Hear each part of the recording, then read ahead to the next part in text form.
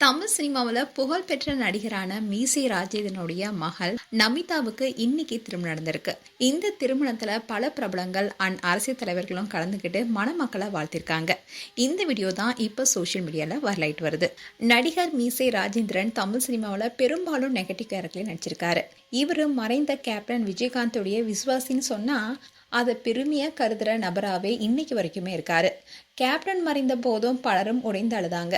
அப்போ மீசை ராஜேந்திரன் எந்த அளவுக்கு அழுதார்னு இன்னைக்கு சோஷியல் மீடியாவில் அலசி பார்த்தாலும் தெரியும். விஜயகாந்தை யாராவது ஏதாவது தவறாக சொல்லிட்டா உடனே அங்கே வம்புக்கு போயிடுவார்.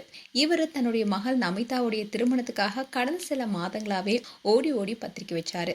நேற்று மாலையே தமிழ்நாடு முதலமைச்சர் மு.க.ஸ்டாலின் அவர்கள் கலந்து கொண்டு மணமக்களான கௌதம்கிரி நமிதா அவர்களை பசுமை கூடைய பரிசா கொடுத்து திருமண வாழ்க்கை சிறப்பாக அமைய வாழ்த்துக்கள்னு தெரிவிச்சிருந்தாரு.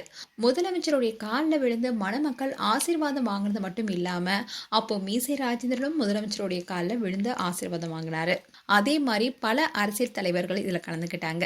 இந்நிலையில் தான் சூப்பர் ஸ்டார் ரஜினிகாந்தும் திருமண நிகழ்ச்சியில கலந்துக்கிட்டு மணமக்களை வாழ்த்திருக்காரு. சூப்பர் ஸ்டாரா மண்டபத்தோட வாசல்லையே ரொம்பவே நிகழ்ச்சியா வரவேற்ற மீசை ராஜேந்திரன் அவரை மேடைக்கு கூட்டிட்டு போய் மணமக்களையும் அறிமுகம் செஞ்சாரு. இப்படி பல முன்னணி நடிகர்களும் வந்து இந்த திருமணத்துல கலந்துருக்காங்க.